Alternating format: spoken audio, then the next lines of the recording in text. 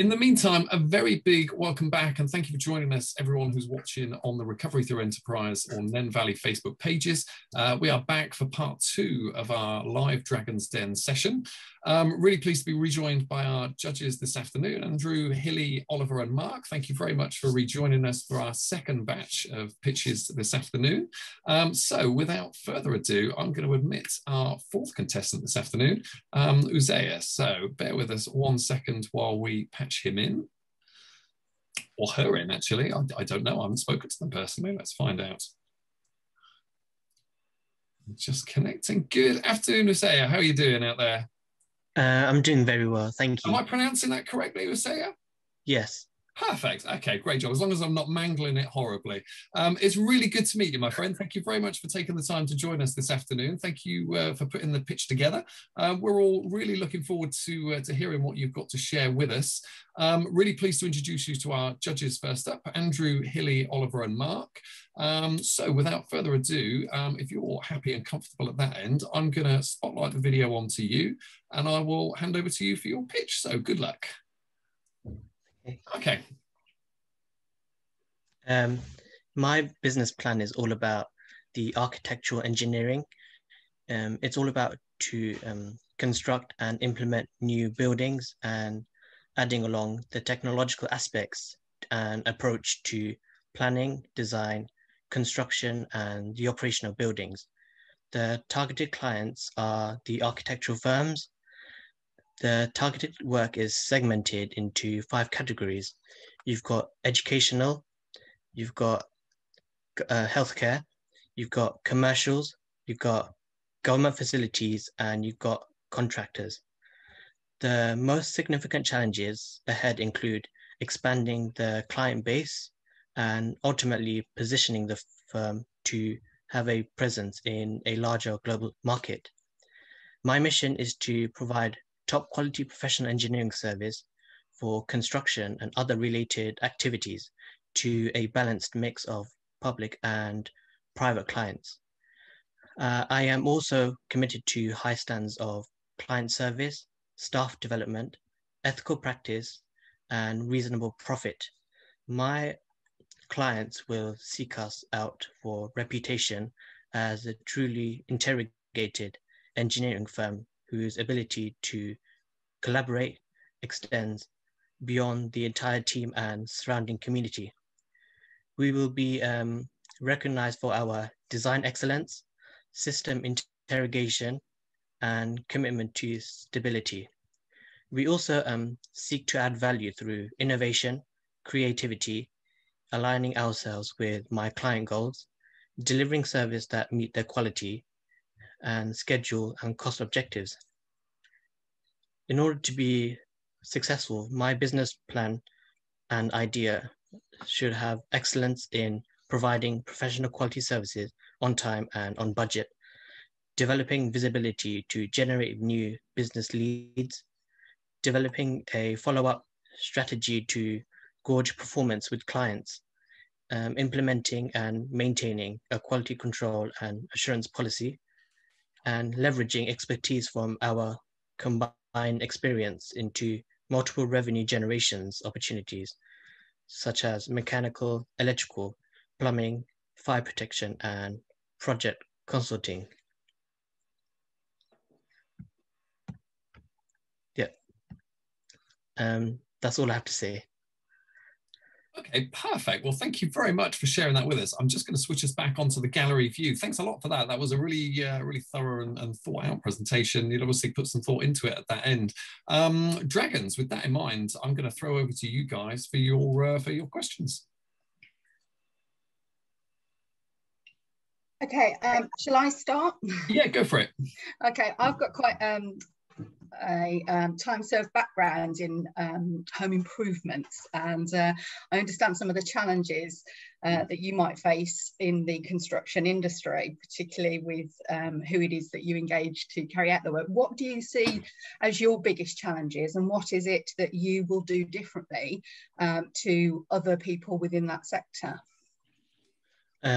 My job is to increase my business and getting over to like increasing more clients and being able to increase costs and provide such products and services within my clients and my business as a whole.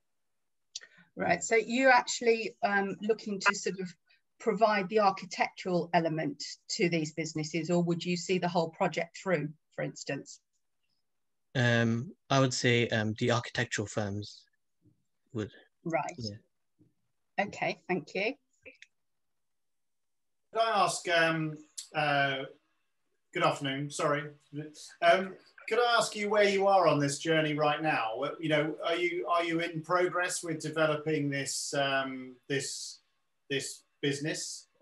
You know, you've sort of defined business plan, but are you on a journey with it? Do you have an understanding or a position where you are right now, or is it hypothetical at the moment? It's currently hypothetical. I would say that my business is starting to develop. It's the start. It's essentially the start. Okay, so where are you? What are you doing today within this sort of environment? At the current situation of COVID-19, I would say I'm currently working towards my business, developing and creating new ideas, and therefore. Okay, so at the moment you're sort of in the kind of blue sky phase of your business, essentially, then.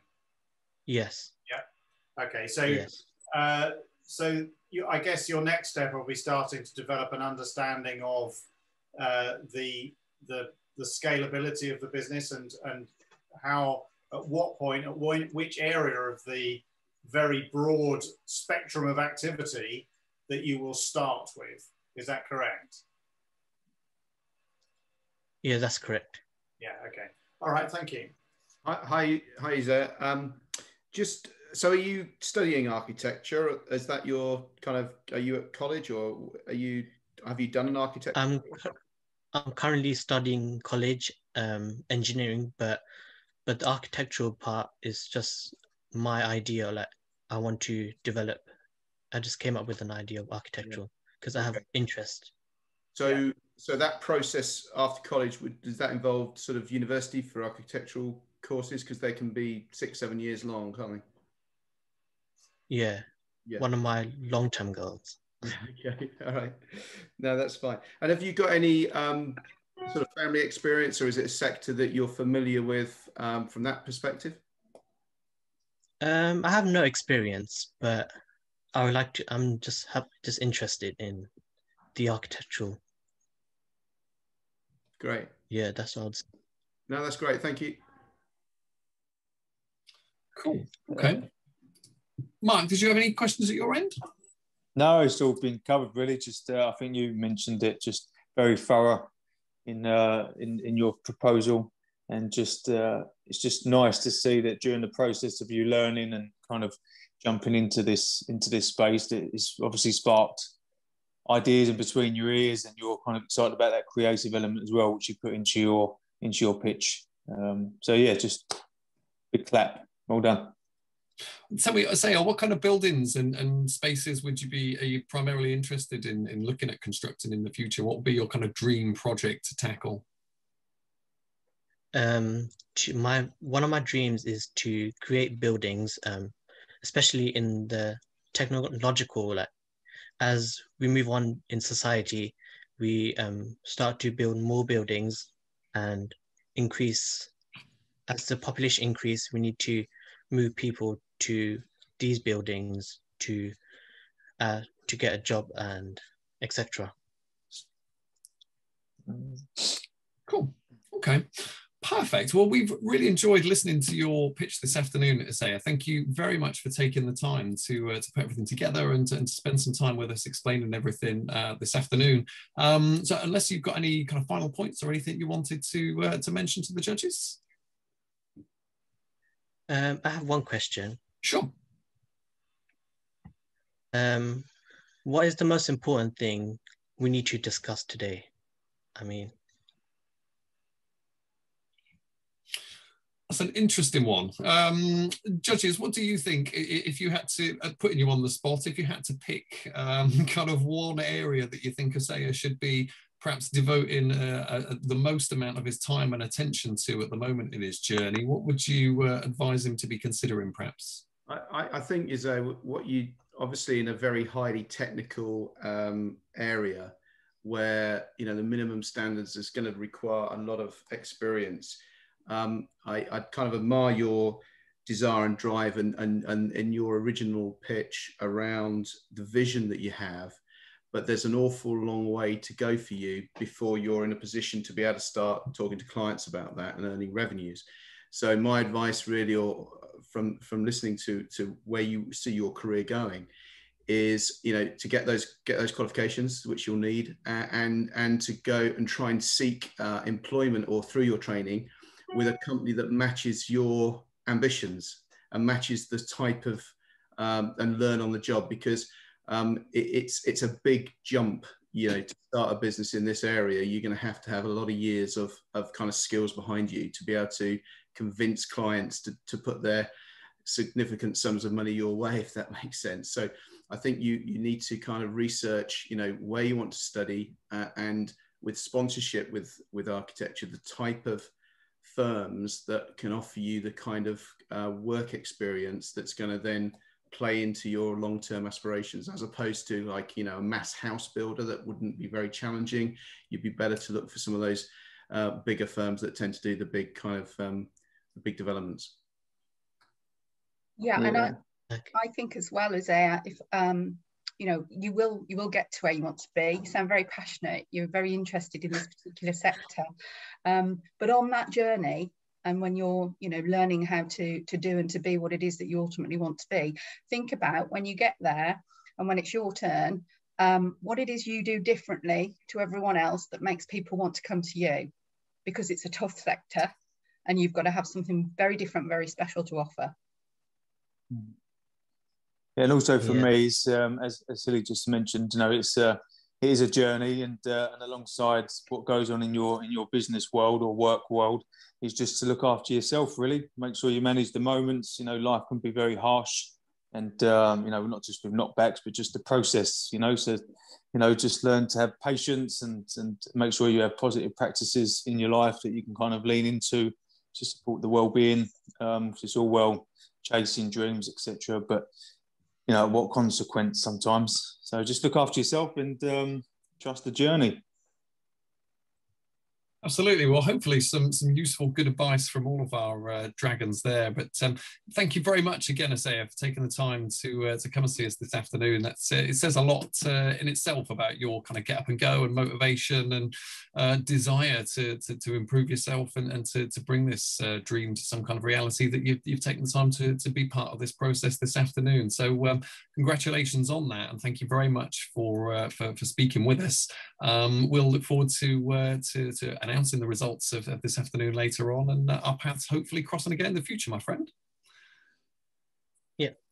Cool. Thank you. It's been a pleasure. Thank you very much. All the best out there. Take care. And go take that tie off now. Well done. Thank you. Perfect. Thanks, Isaiah.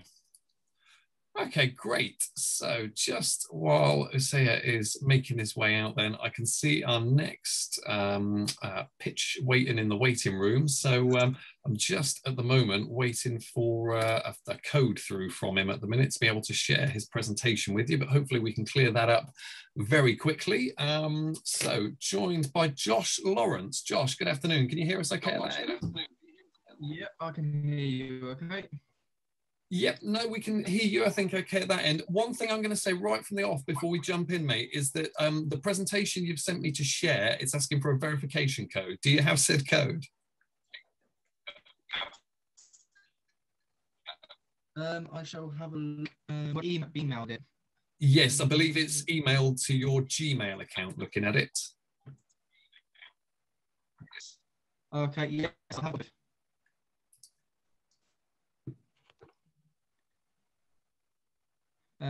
Yeah, would you like the code? If I could, please, yeah, and then I'll get your presentation up as quick as I can for you. Lovely. So it is 974. Yep. 479 479, yeah? Yeah, 00. Okay. Let's try and verify that. Okay, perfect. So with that in mind then, shall I share the screen and you can just talk direct to the screens at this end? If you just give me a heads up, Josh, when you want me to move on to the next screen, yeah? So, Yeah, that's perfect. Okay, great. So we'll leave you to crack on, mate. Like I say, you've got 5 or 6 minutes for your pitch this afternoon with us. And then we'll take some questions from the Dragons at the end, if that's okay. So I'm hoping, Dragons, can you see the presentation there okay at that end? Yeah. Perfect. So Josh, over to you.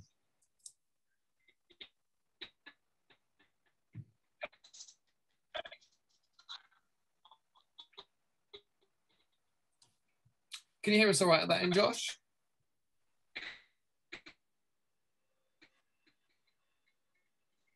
Oh, I think he might have frozen, actually. We'll just give him a second to see if he comes back on.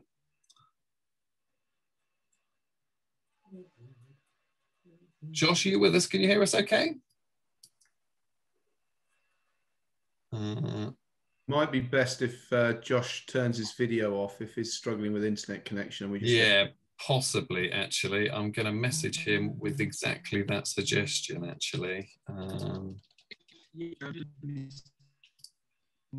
Oh, hello, Josh.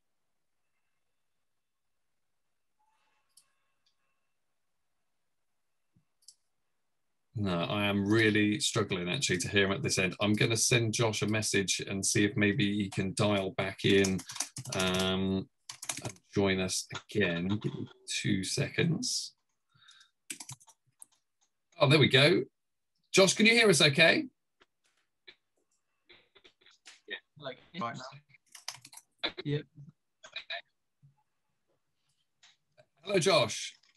Yeah, that's all good now. Oh, okay, perfect. Yeah, we were going to suggest maybe knock your video off and that might help with the internet issues at that end. Yeah. So if you're happy at this end, then mate, I'm going to share my screen with you so that you can talk us through your presentation, okay? Perfect, thank you. Okay, so after you, Josh, whenever you're ready. Cool. So, hello, welcome. This is my pitch, which I'm doing on a Leisure Activity Centre in Kettering. So I will talk you through all the different things and reasons why I think this is a good thing to do. So, yeah, next one, if that's okay. Thank you. Okay. So, how did this idea come about? So I thought of many different reasons why I think that an activity centre would be an amazing thing to do for Kettering and its community. Yeah. So one reason I think with this is a good idea to do is because there is a lack of activities we have here in Kettering. So we have some activities such as a swimming pool, a cinema and a bowling alley. However, they are kind of run down and not as well used as I think they could be doing. Yep. So the activities we have are two spread apart in Kettering. So with our swimming pool and our bowling alley, they are around 30 minutes walking and 15 minutes drive from each thing, which causes lack of day trips for people as there's too much traveling between one activity to another. So, free space to build. We are having many free areas of land to build now, which are being unused for many times. And when used, it's used for unnecessary type of things. So I feel with this activity, which I think I can build, I can have an amazing piece of land, which will not only benefit me, but benefit the town as its whole. Yep. So the need for local connection. More than ever, we need the local community to come together and see one another and enjoy our time now we have. So I feel like this activity leisure centre will bring the local community and families together to enjoy their time. Yeah. So my passion for business. I have an amazing passion for business, and during the start of this year, I launched a business which is called Amazon FBA. So FBA stands for Fulfilled by Amazon. Yep. So with this, I do a wholesaling business where I buy off manufacturers and suppliers and sell products to Amazon. This is an amazing business for me, as many others do it, and I have an amazing way to get into it and learn how this will go along. So what will this facility hold? So one thing this facility would hold is a swimming pool. A swimming pool is an amazing leisure activity for people to do, as it is exercise and brings families and all ages together to do it. The next one is an indoor rock climbing. This is an amazing activity to do, as it's all ages welcome, and it's an amazing thing to do to get people together and enjoy your time whilst doing activities which can get the heart and blood pumping. The next one is a bowling alley. A bowling alley is a very popular thing for people to do. There's many all across the UK, and all type of people love bowling alleys, as it's an amazing activity and it's a fun thing to do no matter what you're doing, whether you're going for food or to a cinema. You would always want to do a nice activity such as a bowling alley. Yep. Cafes. So cafes are a good thing to hold in this facility towards a restaurant, as people are looking to sit down for a while, have some food and drink, and then get back to doing all the different types of activities this thing will hold. Therefore, I think cafes are a good thing to do, as it has small amounts of food and drink and a good place to sit down. The next one is a soft play area. I think a soft play area is an amazing thing to have here, as during these activities, which may hold families that want to such as rock climbing and swimming, the younger ages will be able to have looked after by staff at a soft play area, so they can go and enjoy their activities whilst their children are safe and looked after. The next one is a sports hall. This is an amazing thing, as it's combining a 50-50 towards leisure and activity, which can hold many different activities such as squash, basketball, volleyball, and many others. Yep. So, location of Kettering Level Activity Centre. This is an amazing place where I think the activity centre should be held, as there's many different points I will go through which benefit this. So it's under 5 miles from Kettering Town Centre. This means that there's a really easy way for people to all around Kettering Town to attend this, whether they're driving, cycling or walking. Just off Junction 10 off the A14. This creates an amazing opportunity for people to come to this location without the stress of having to travel in and out of towns they're not unsure with. Or really bring in increased numbers. The reason I say this is because last year, in 2020, we had a McDonald's built just at the bottom there off Kettering Road. Therefore, daily it is bringing in many people who are coming just off the A14 or travelling in and out of Kettering to have food and sit around. It's easily accessible. It's easily accessible from many different locations, where it's from the A6 from Burton Latimer or Kettering Road from another end of Burton Latimer. It also has the A14, both sides, and the A6 going in towards Kettering Town. So it's also had a new and safer roundabout system. As we have had many things and new roads being built around here, it's increased its number of traffic light systems and pathways to go across the roundabout, which makes it more safe for people who are walking or cycling across to come to these locations. So the costs. This is a cost rundown on many different types of costs it would need to fund the land, property. We will need to buy the land, so we have it all to yourself. Well,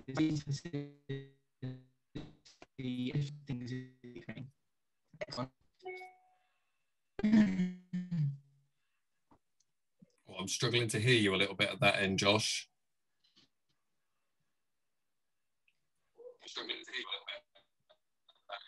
Okay, no problem. Is it all okay? Oh, that's a little better. Yeah, got about a minute or so left if you've got the last few bits to run through, mate. Yep, so high quality building company. The next one. New car park entrance and exit. And the next. Equipment for facilities. Staff. And the last one is advertisement. Thank you. Next one. So why should I let you help me out and support me? Why should you support me during this amazing facility to build? So it builds opportunities for more staff to come in and work. Next one is major increase in visits. So I have done research into this, which shows Rushden Lakes, which is 11 miles from Kettering, which was built in 2017. And over that time, from 2017 to date, it's had over 78,000 visits. Yeah. Yeah, thanks again. Thank you. Mm. Yeah. Yeah, thank you. So it's perfect for day plans. You can cause all different types of day plans, and this is one big building and does not mean you have to travel from many different locations to enjoy your one day out. Yep. This is all ages from 1 all the way up and holds very different amount of activities and facilities for you to do here. Affordable costs. We would try 100% best to make the best affordable costs for the people here. For all the types of facilities, food, drink, we all run here. Perfect. Thank you for listening.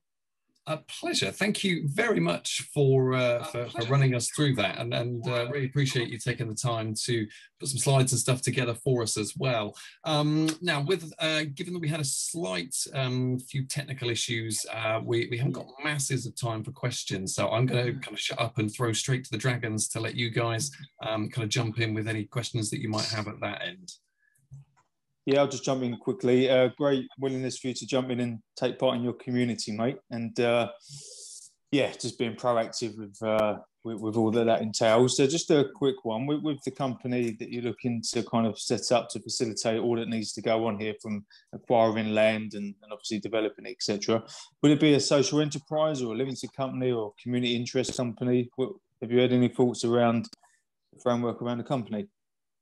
I would say I think the best would be a limited company.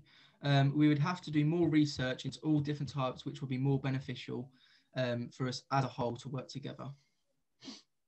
Yeah, it'd be worth looking into, because like you said, it does get us, I do get a sense that you've got the community at the heart of this. So yeah, just exploring what that actually means alongside that would be wise. Yeah, thank you. Just a couple of questions from me, Josh. Thank you for your presentation. Firstly, you've clearly earmarked a site in Kettering. Have you made any inquiries as to how available that site is? I know there's a lot of regeneration and building going on in Kettering at the moment. Yes, well, I have been looking, and it is shown that areas around there are still free, yet could be taken in the near future, as a new warehouse has not long been built in the area next in the to it. So we would be inquiring as how long the fields would be free, and if we can make an opportunity to buy that piece of land. Okay. And secondly, my other question is, bearing in mind what I mentioned about there is an awful lot of regeneration going on around Kettering, have you inquired with the local authorities as to whether they have anything like that planned? So that is the thing that's yet to still be done. So we will need to look into that more and make sure it's available and able to do, and if not, have an amazing solution of where near we can build that will still hold these amazing benefits of easily accessible and will make people want to come here. Okay, thank you. Hi Josh, first of all, well done on your presentation, and it's great to see a young person like yourself taking a real kind of interest in their hometown and what they perceive to be lacking, and trying to do something about it. So hats off to you. I was going to cover some of the points around the land use that Hilly's just done. So one of the things that, obviously this is a massive, multi-million-pound scheme and everything else, and yet you briefly touched upon a business that you'd started, which my ears really pricked up. And as somebody who has struggled like nothing to kind of get Amazon going, some advice is industry's crying out for young people who get Amazon, who can make Amazon work for middle-aged men like me who don't get it. So great that you've got this idea, and pursue it by all means, but don't lose sight. You're sitting on an absolute winning idea with your Amazon FBA, although you perhaps need to give it another name, because Amazon have a department called Amazon FBA. And I would seriously, as advice, look at that, because you've got an instant business idea there that you could develop very quickly and very successfully. Thank you. Yeah. May have said the Amazon FBA. So I do Amazon FBA. It's not my business. So yeah, I do FBA, which is fulfillment by Amazon, and I'm amongst the 40,000 people who make incomes each month. So I am part of them people, and it is an amazing business which I've looked into for a while and joined the many amount of people who are doing this. Good luck with that, mate. I think you've got that's a quick win for you, and you can pursue that whilst you're pursuing other development ideas, which will take a lot longer to come to fruition. Yeah, thank you for that. Yeah, I totally echo what Andrew just said. Actually, I was thinking when you sort of mentioned it in passing, it was like, oh, hold on a minute, I want to know a bit more about that. So yeah, I think much as everybody's mentioned, great presentation. It's you obviously need a bit more time to put the thing across in the way that you want to than we've given you. But I would definitely say that the Amazon side of things and the scale of what Amazon will become is something that you need to be you need to be involved with, because clearly it's going to head in that direction even more so than it has already. I mean, it's already taken over the world, so it's going to be whatever's going to be the next thing. So, I'd really thoroughly recommend, as Andrew said, going with that as much as you can do in parallel with whatever else you want to be doing. Thank you. Yeah, so with the time I have had to make this presentation, I thought it was beneficial to let you all know about my type of business, which I have got in towards, and why it was beneficial for me. And it's an amazing opportunity. And with more time, there is more stuff to discover and talk about, which will increase the amazing amounts of intelligence. So thanks for that. Josh, the country needs entrepreneurs, mate. And most people who do well in business, it's usually their fifth or sixth idea that they've come up with before they get the winning one. So whatever the knockbacks are and whatever ideas you got, just keep going and keep having that drive and passion and keep working harder than the next person. And I'm sure you'll do well. Thank you a lot. That is very appreciated. And I have many side hustles which I'm getting into and learning more different stuff and taking amazing opportunities to get forward for this. So thank you a lot. Love to hear it. Always be hustling, Josh. Always.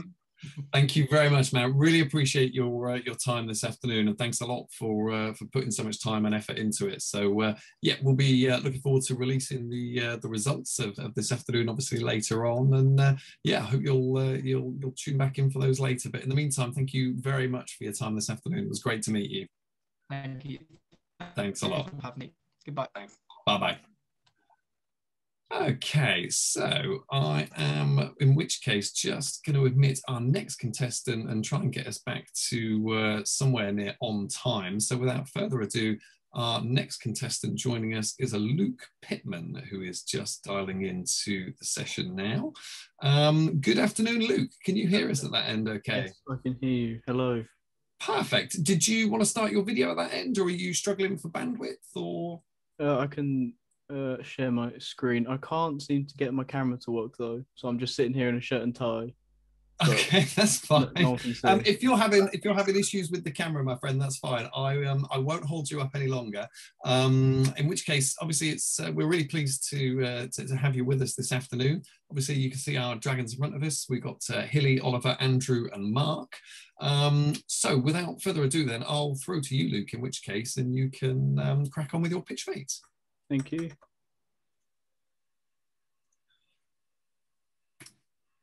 Okay, so whenever you're ready, mates.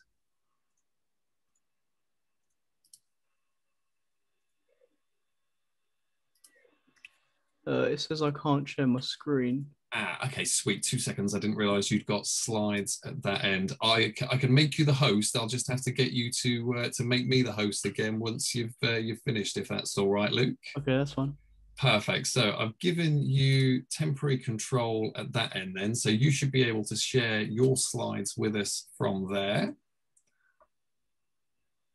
Perfect. Okay, so you got about 5 minutes or so then to run through those with us. So without further ado, I'll leave you to crack on, Luke. Okay. Hello, everyone.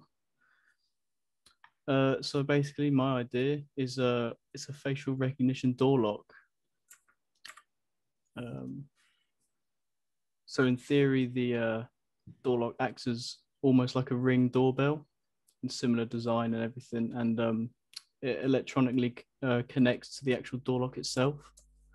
The door lock will also come with an app prepared and developed, whereby owners and customers of the product can create these contacts with certain restrictions as well as conditions on each contact, and through the app is where you create and use your face to create that contact for the camera to then recognize and open the door. So the idea itself came from my college course that I'm currently on. I'm studying a level 4 HNC course in computing, and one of my units within this course is managing a successful computing project. And as part of this unit, our first assignment is to do with creating a new IoT product that we would theoretically produce and develop and then launch to market. And after about 2 sessions at the start where I was brainstorming some IoT ideas, I came up with the facial recognition door lock. And I did take inspiration from the new Ring doorbell and noted that there could have been an extra element where the Ring doorbell could actually unlock the door itself. So I created that idea. And as part of my assignment, it's based around a project management plan, and that is the whole research and development side of the whole product phase. And through the plan, we had to conduct a small scale market research sort of exercise where I handed out a questionnaire to 20 people, some of them in my class, some of them family and friends. I couldn't do a large scale one, but 20 was enough for the assignment. And one of the questions in the questionnaire was the whole, would you feel comfortable with the idea, or would you like the concept of a facial recognition door lock? And through that, we found, it's not on here, sorry, but 80% of people said that they would enjoy or would purchase such product, and they think it was a good idea. And for those 20% that weren't so sure, the question after further explained the further details and functions of the actual facial recognition door lock. And then I also posed the question of whether knowing a bit more detail about the door lock would either make them more interested or less interested. And 90% of those people who said that they weren't interested in the question beforehand said that they were now more inclined to purchase and use this product. And the final question of the questionnaire was what sort of pricing of the product would they expect? And the average price given was £150. And also within this project management plan, I broke down costs behind the components as well as sort of everything else. And costs of components and assembly of the product would be around £99. So given the average price of the questionnaire was 150, it would therefore give a gross profit of £51 per unit sold. Here is a sort of breakdown of what's in my project management plan, sort of prototyping that development, but in time I might be able to do some of the developing myself instead of hiring someone else. But this is just a theoretical cost breakdown if I was to have funding behind and, you know, the company and stuff like that. This is just what's in the scenario for our assignment. Okay. And the general design of it would initially look like a Ring doorbell, and on the left you would see a picture of an electronic door lock that would then be connected to the actual Ring or the doorbell itself. So yeah, and yeah, it's just that the camera will scan the person's face, check its system for whether it's a contact and the conditions that apply, and if the door can be unlocked, it would then send a message to the door lock, and the door lock would then obviously unlock and they can enter the door.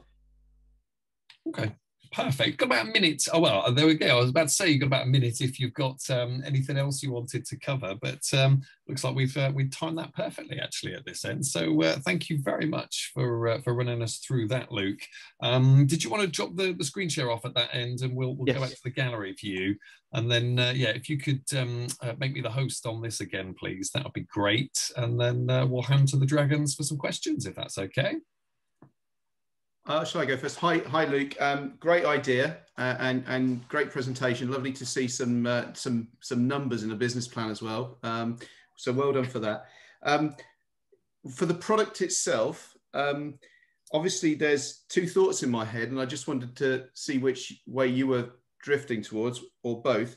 One is to buy a product that you retrofit to your door, and the other is to devise and develop a product that you sell to door manufacturers for them to integrate into new doors, which may be easier.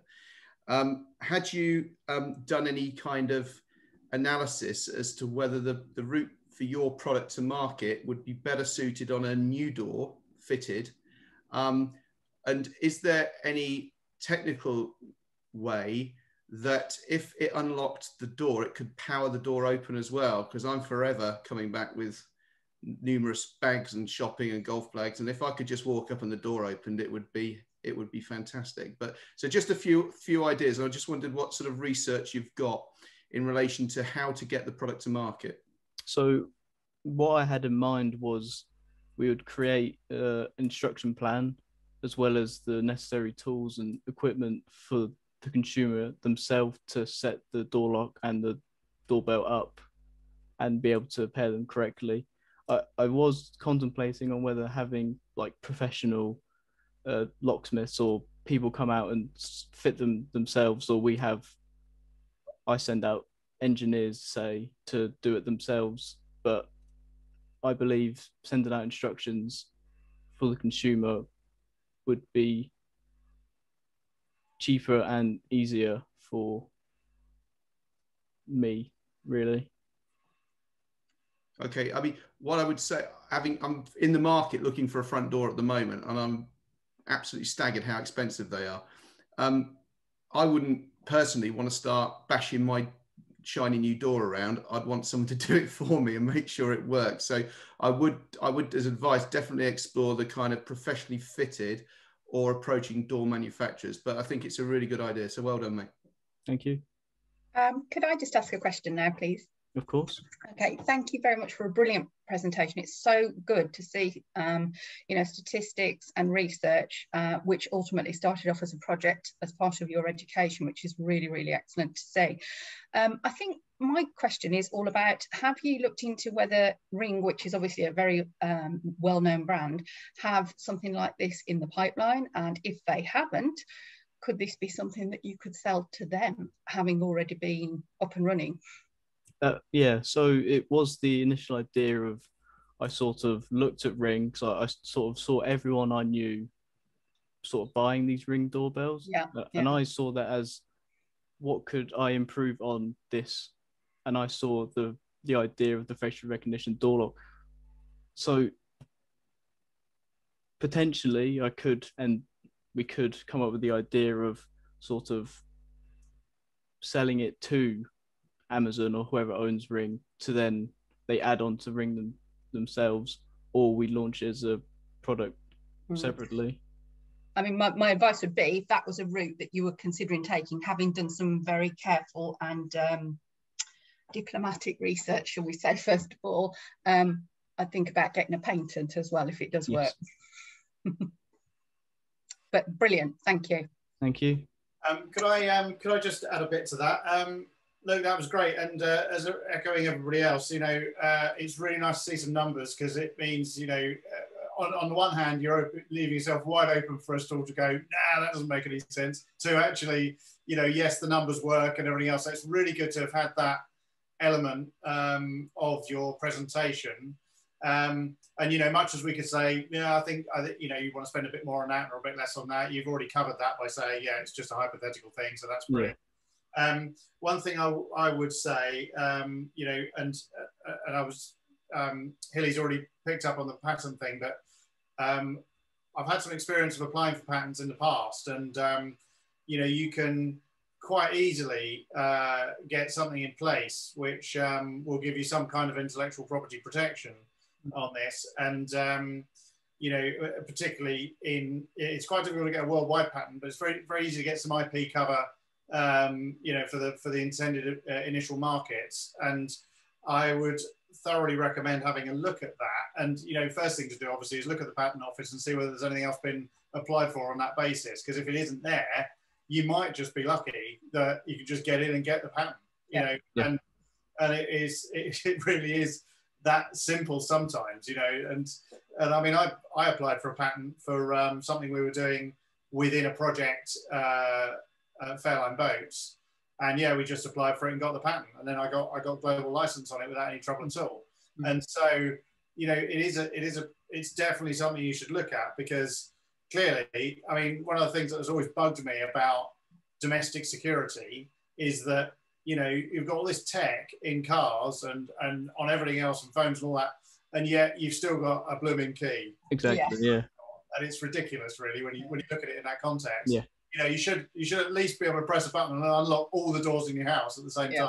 You know, and it just isn't on anybody's radar, it seems. St Andrew's Point, you know, your front door is, you know, you don't really want to be hacking holes in it and whatever else. I mean, I've just fitted a Nest, you know, thermostat here, and you know, it all looks great, and it just, you know, you see all the pictures of it on the wall. It's like, well, where's the wiring? How do you get the wires in the wall? It's a real problem. It's really difficult. And so to take your point about should I have engineers, yes, you should, because you need someone to fit it, because most people aren't as techie as I am, and I really struggle with that stuff. So, you know, at the end of the day, you know, most consumers are going to want a one-stop shop, even if it's another 200 quid for installation. That's what people are going to do. I currently, you know, I completely believe that. So I think great presentation, great concept. I think you should protect it and do something with it. Definitely. Okay, thank you. Yeah, everything's been covered really. I'm just going to jump in and thank you for your detailed presentation, and I wish you well. I'll buy one. So you've got your first customer there, my friend. Thank you. No worries.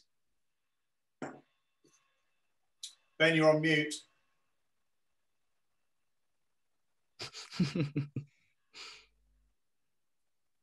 Luke, whilst we're waiting for Ben to come back again, the facial recognition technology itself, presumably that is something you wouldn't develop your own version of that, because that's taken the biggest firms in the world, you know, 20 years to perfect.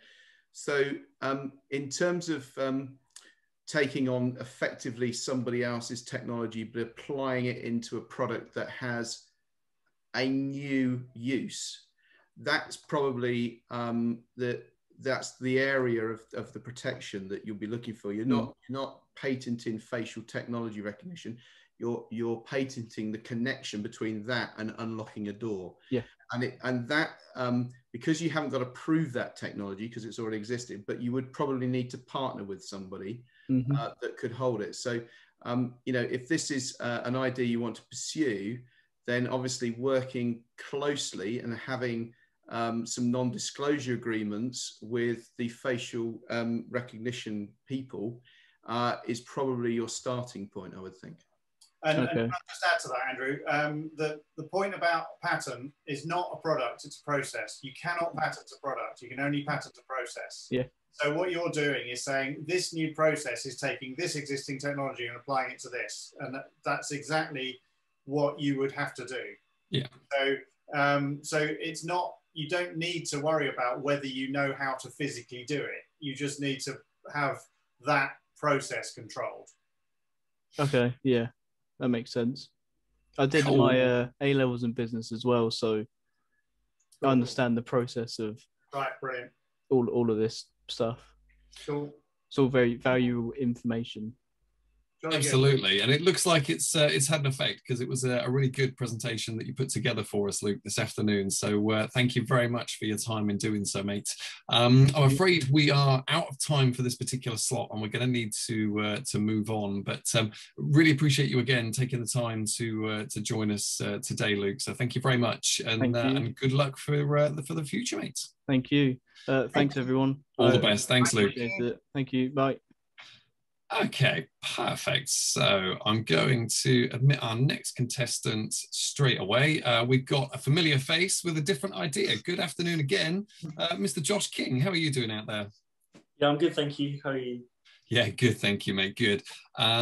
So we are, I'll be honest, running a couple of moments behind. So rather than reintroduce you to the Dragons again at this end, I'm going to hand straight over to you and let you tell us about your second idea for the afternoon. All right, thank you very much. So hello, I'm Josh King. I'd once again like to thank you for the opportunity today. My business idea this time is a property development business. This business would start out in East Midlands, looking for it to go nationwide. I would also start this business in 2023. The reason I can't start it any sooner is because I'm currently 18 and you need to be 21 to get the buy-to-let mortgage. The reason I want to get into property development is because it is a proven great passive income business with property prices continuing to rise with the average increase in 2020 of 5.4% in England. Also, everybody needs a place to call home.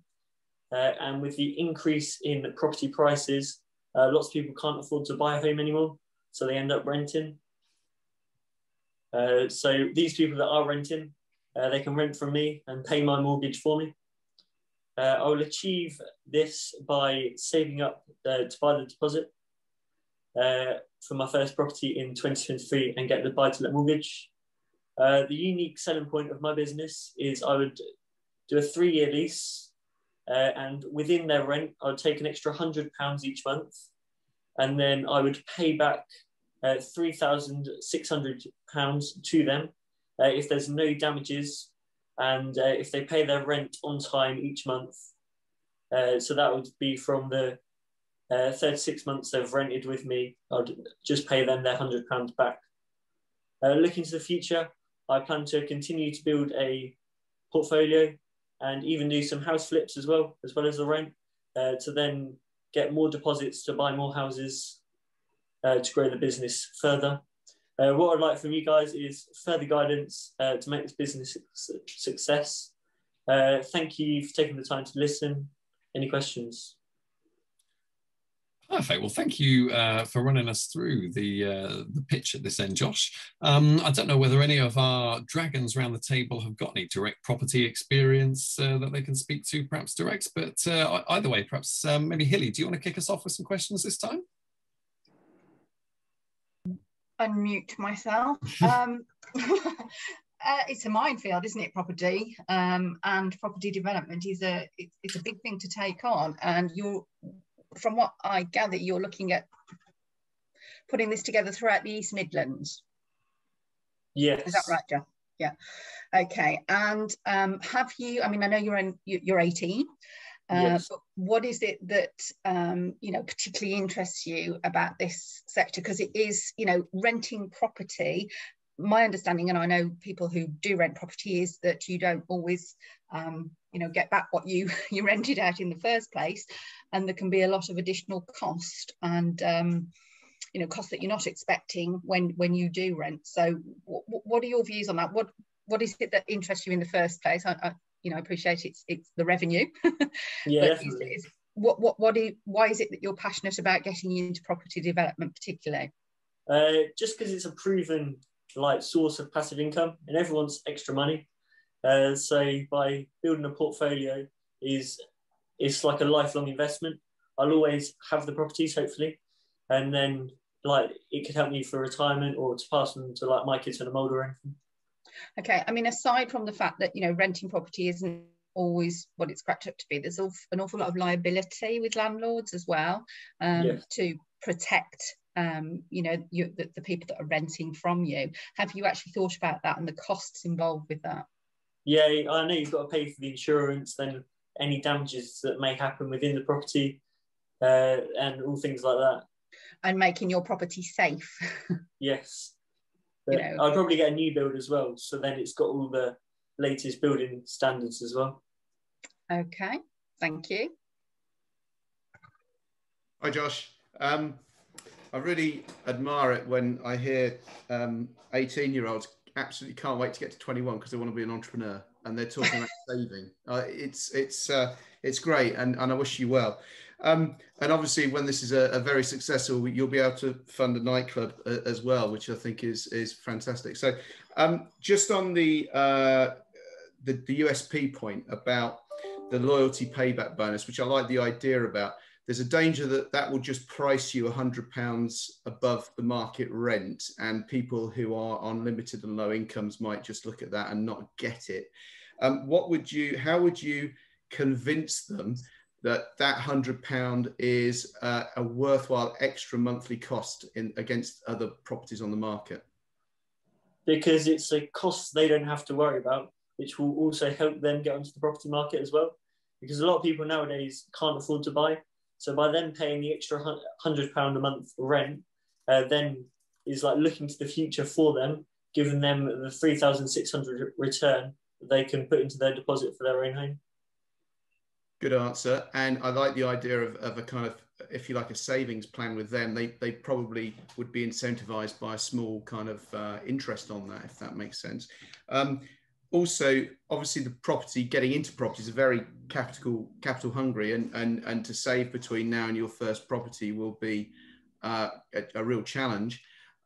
With the drive and enthusiasm, however, you could manage other people's money in respect of people that have got investment to make, but they haven't got either the time or the energy to do that. So would you consider as an option with your business to actually receive investors' cash and effectively run a portfolio and share the proceeds? Possibly. It's not something I've thought into at the moment, but that's another idea I can look into for the future. Thank you. Okay. Mark, Oliver, did you have any questions perhaps at your end? Yeah, I got one thing I was going to say, which has slipped my mind, but it was about this. The 3.6, the £3,600 that you need to pay back to them after they've contributed £100 a month extra. What is the benefit to you for that, except for cash flow? It also helps me because they've got the incentive, so they're not going to damage the property, and they're going to want to pay the money on time in full each month to then get the £3,600 back at the end of the 3-year lease. So do you think that, would the proposal from you be then that they wouldn't have to pay an upfront deposit? Or would they have to pay an upfront deposit as well? No, they wouldn't actually, because this is their deposit.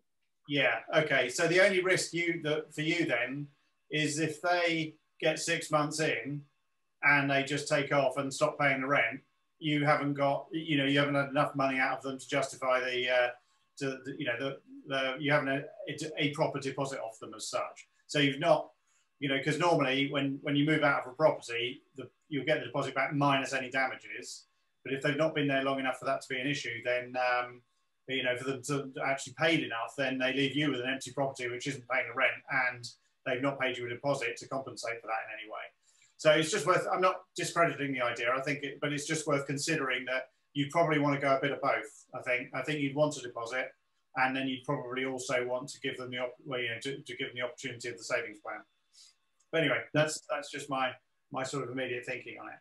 The other thing I would say is that to echo Andrew's point, it is a cash hungry thing, and you've got like 3 years to raise enough for a deposit, and you have to also be able to demonstrate an income that's going to be able to pay the mortgage. So, there are a number of things to consider within that. So it maybe is worth working towards finding, some investors who you can pull together to create this product, because that way, you know, like Andrew said, you've got people with money, but no time or imagination.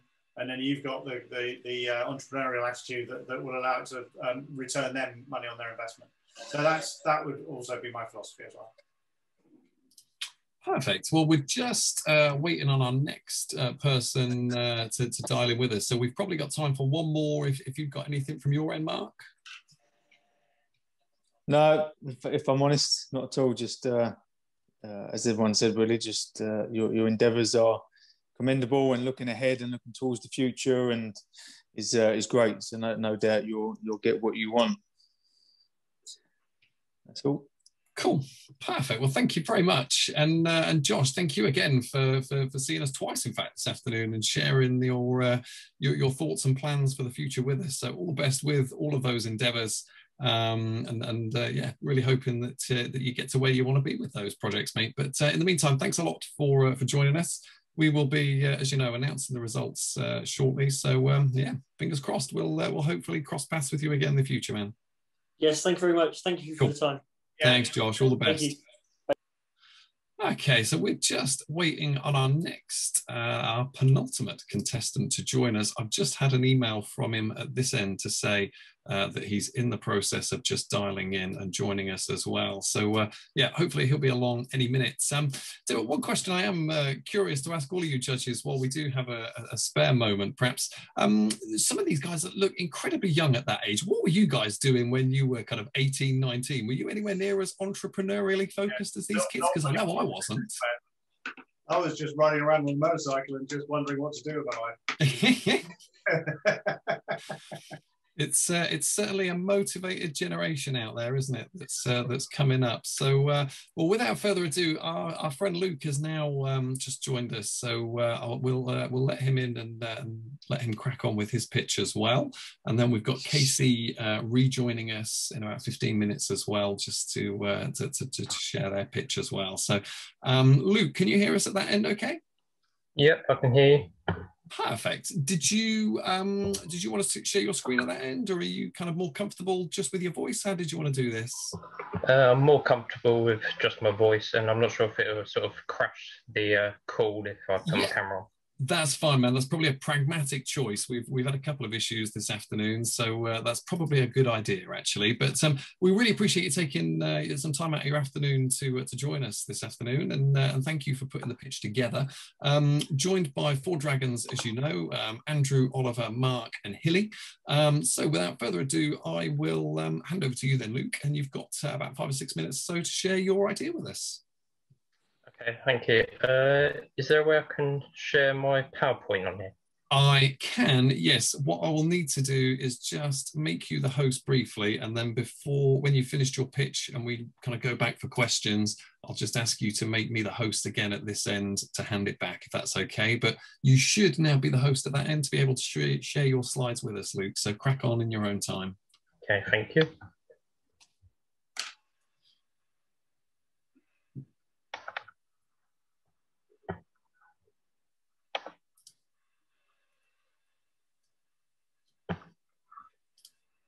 Are you able to see that?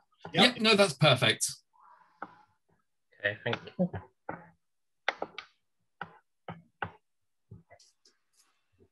So my idea is called Customize. So who is Customize? This is a company who wants to update the world of car tuning, with petrol cars becoming a thing of the past and electric car sales rapidly increasing. We want to help change the minds of car enthusiasts that electric cars are no good. One thing that car enthusiasts love about petrol cars would be the sound. Whether it's a V6 or a V12, it's the sound of an engine that makes the car feel alive. This idea came around as a car enthusiast myself. I wondered, why is there a dislike into electric cars among the petrol head community? I realised there was something missing from the things that car enthusiasts like about cars, and that was the sound. There is something ghost-like about the silence of an electric car that made it difficult for car enthusiasts to enjoy. So what do? We will make sound systems for electric cars. To try and stop global warming increase, we need to try and get as many people on board with driving electric cars. However, I know it's difficult to try and love electric cars and removing the exhaust sound will also be very different and difficult for a car enthusiast to get used to. Hopefully, as the business grows and more experience is gained, we can then hopefully progress on to changing cars with combustion engines into electric vehicles by using similar motors and similar batteries from a similar electric vehicle. How we will work. A simple installation of a sound system inside and outside of the vehicle will give us surround sound effect, which you would expect to find in a normal petrol car. Large speakers we place in the rear bumper where there's a lot of wasted space and will give off the effect that is coming and the noise is coming from the exhaust. The speakers would be wired to a chip placed in the car, and this would be programmed, a sound would be programmed onto here and controlled by an app on the smartphone, where the user can control the volume or the sound of the car.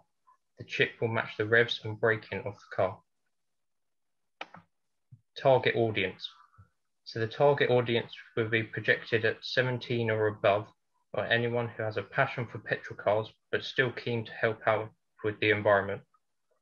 So to begin with, we already have our customers will be people who already have electric cars or hybrids, but we'll move on to people who have combustion engine cars, and we'll start converting them into electric as well. So why will this be a success?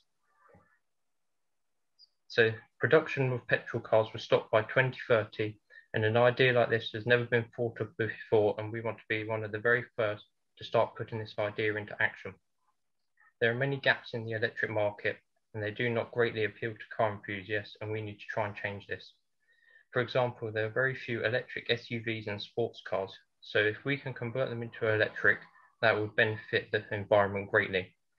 In addition to this, being able to hear a car approaching when crossing near a blind bend would be very important, as this may be difficult to the silence of electric cars, so with the added noise from the speakers, this may also benefit pedestrians.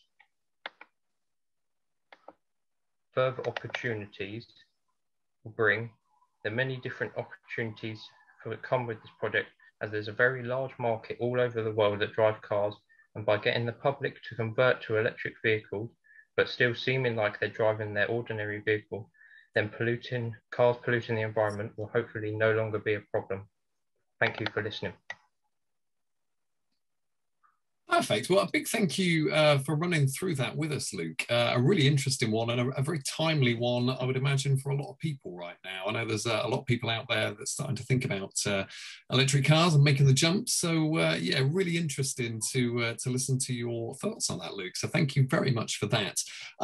Before we throw back over to the Dragons for any questions, did you want to stop the screen share at that end and just pass the host back to me so that we can pass back over then, and with that in mind, when you've done that, I will leave it to the Dragons to ask some questions. Well, does anybody mind if I start on this one? No, go for it. So, Luke, interesting proposal. There's a couple of things I'd like to say about this, because I've got a business that restores Jaguar E-types, and we've got an electric program, electric engine powertrain replacement project sort of ongoing at the moment. So one of the things that I would say is that I think there's a market for it, most definitely. I think you do need to get in early, and I think you do need to get some form of intellectual property protection, i.e. a patent of some sort, in place, and be very clear about what it is, what process it is you're trying to patent. Just a little bit of input for me is that I went and test drove the Porsche Taycan recently, because I was really interested to see what an electric Porsche would be like and whether it would have that kind of buzz about it that driving a normal one does. And I think I can happily report that it does. It's got, it has certainly got a sound about it, and it's certainly got quite a, you know, sort of jump to light speed feel about it. It's quite an impressive thing. But you know, it's not to say that it's it couldn't do with a bit more. So, and I think that converting from a standard petrol engine flat six 911 into an electric car, there is still something missing at that level. So I fully understand what you're doing, and I think that it's a good idea. And I think there's definitely also a market for it in the classic car sector. So the only thing I would say is that you probably want to think a little bit more about the customer experience, as in inside the car, more than trying to make the sound come from the same place as it normally does as such, because I think that's largely irrelevant, except that the people in the street want to hear the car coming, which is also dealt with in different ways on electric cars. So, you know, good project, good ideas. I think a little bit of evolution of the thinking, and I think you've got a really good idea there. Thank you. Perfect. Who wanted to jump in next? Hilly, have you got anything? Yeah, I think my husband's got a hybrid car, and the one thing when I drive that car that I don't like is how quiet it is from a safety aspect in terms of pedestrians. Sure. Yeah. You know, so I think that that's where I would be going with this, in terms of it being a good thing to have from a safety point of view. Electric cars are, of course, far more, or alleged to be far more environmentally friendly, and I believe that they are, and it is obviously the way that we're all going.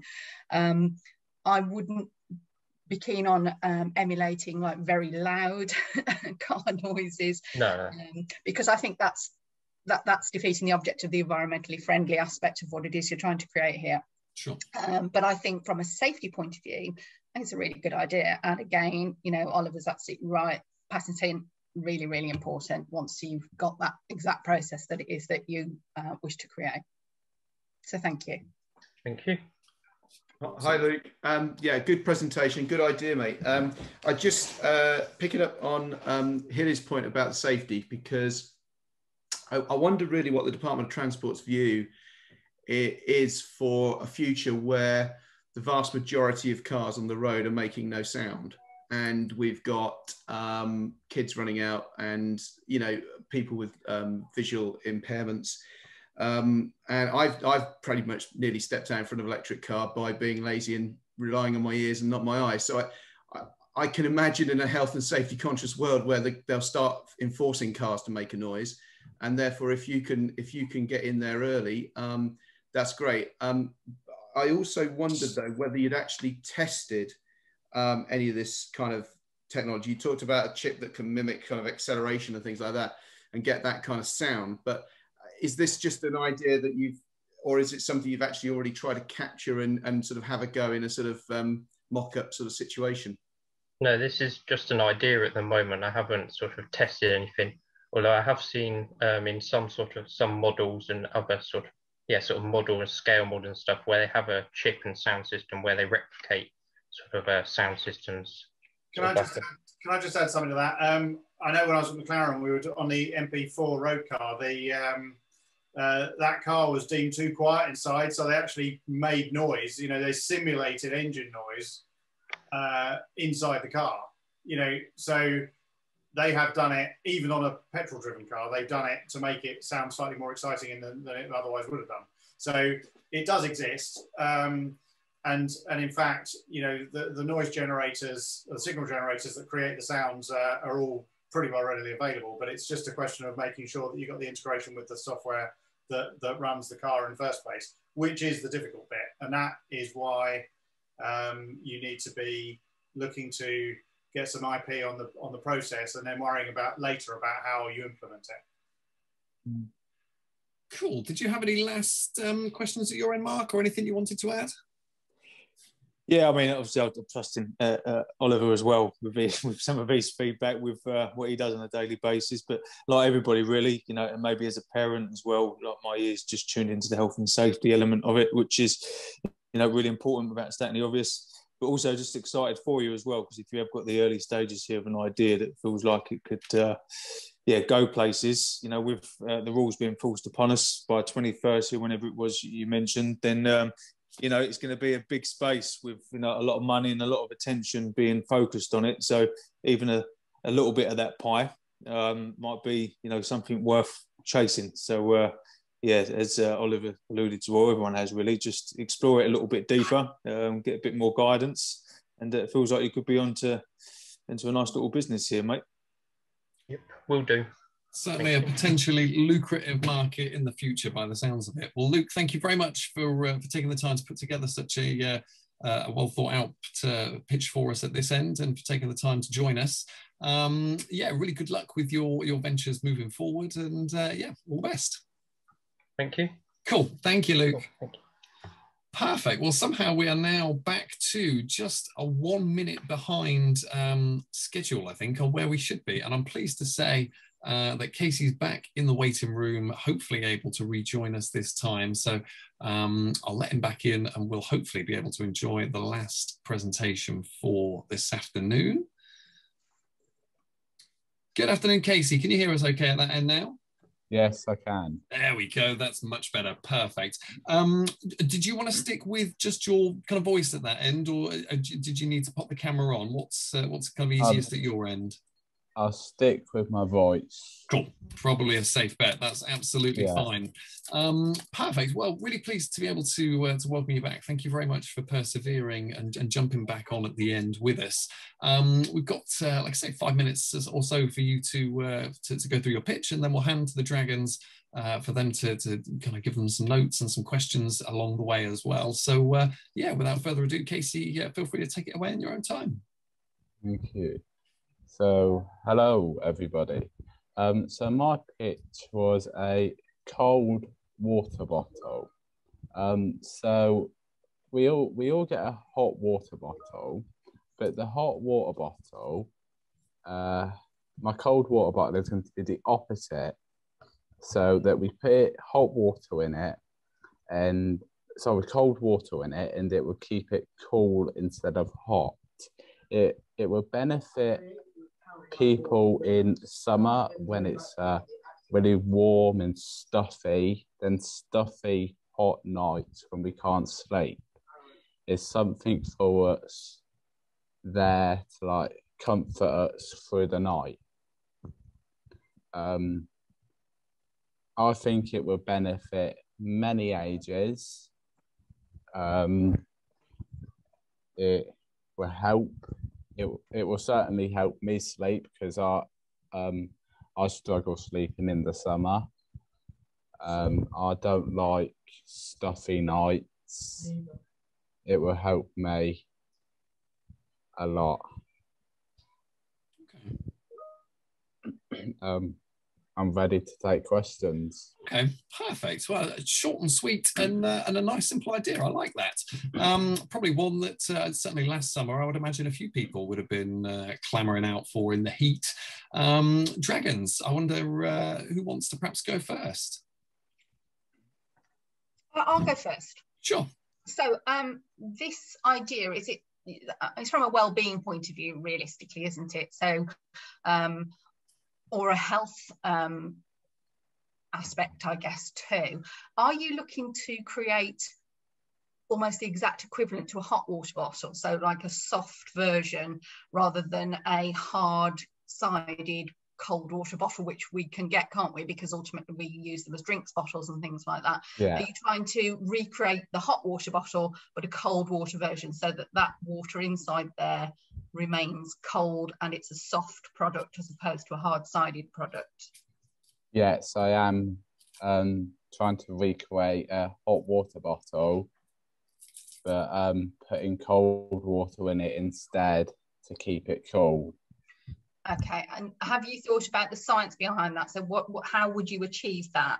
How would that be, you know, what is the difference between a hot water bottle, sort of like a rubber bottle, isn't it? Yes. So I would use a different type of rubber to try and keep it cool, and the insulation, because an actual thermal water bottle that you get, I will use the insulation from that. Right. To put into the rubber in the hot water bottle. Right. To keep it cold.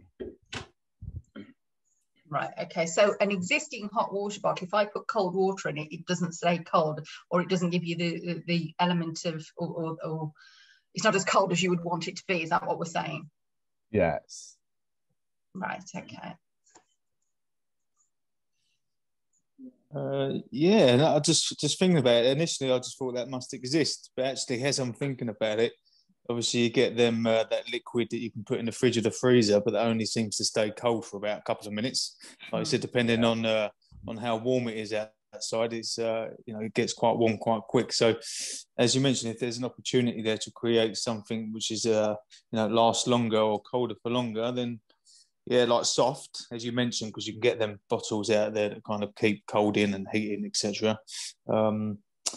So yeah, the more I'm thinking about it, the more I'm thinking it's a blatantly obvious idea that I can't seem to see on the market. So yeah, well done for that, mate. But in regards to some of the science behind it, apart from the standard business questions around the branding and Hilly tapped into it, like your approach to the market from a well-being point of view, or is it just a summer product? There's a lot of education out there now in regards to like cold therapy and kind of having cold on your skin, and something that I'm really interested in. So yeah, with different ways of people experiencing different things these days, I'm sure if you attack it properly and kind of really gravitate towards a certain marketplace, that there could be something in this. Thank you. Okay, so I've got 2 questions on this, or 2 points to make, really. One is, I think it's I think from what we're saying, we're trying to establish what the process would be to keep it cold for a decent period of time. So where does it differentiate from a standard hot water bottle? That's the first thing. I think the second thing to me is the range of different things you could use it for, rather than it just being something that would be you'd have in the bed. So for me, I'd like to see something about what the process would be for keeping the water cool in it, such that it's going to do a job for more than an hour or 2. That's my take on it. So thank you very much. Perfect. Okay, great stuff. Well, Casey, we really appreciated you persevering with us and being able to join us again this afternoon. So thank you very much for your pitch. And unless anybody else had any other questions that they wanted to throw out at this point. No, thank you. No, we're all good. Cool. Okay, brilliant. Well, Casey, thank you very much again. Good luck in your ventures out there. Hope you have a great rest of the afternoon in the meantime. Yeah, thank you very much for joining us. Thank you. Cool. Thank you. Thank you. Thank So, you. Bye-bye. We are going to jump off of the live broadcast here on Facebook then for a few moments and do some private deliberation between the Dragons and with Anna Maria and Lottie from East Northamptonshire Council, who are joining us as well. So we will be jumping back onto Facebook shortly and broadcasting the results and the outcome of the judging. So thank you very much for joining us for part 2, and we hope you'll be able to rejoin us for part 3 shortly. Thank you.